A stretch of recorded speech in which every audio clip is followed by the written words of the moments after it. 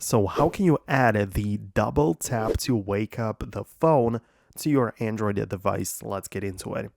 In fact, it is pretty simple. All you have to do is to locate the settings app, and from the menus of options, just scroll through a little bit until you find what's called advanced features. And when you get there, just obviously click on it, and what's gonna pop up are another set of options, and you want to get into the motions and gestures.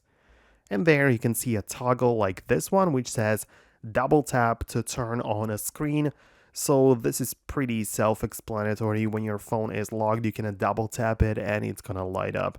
So as I say, it's pretty simple. You also have the double tap to turn off, which is like the opposite feature of that. But yeah, that's basically it.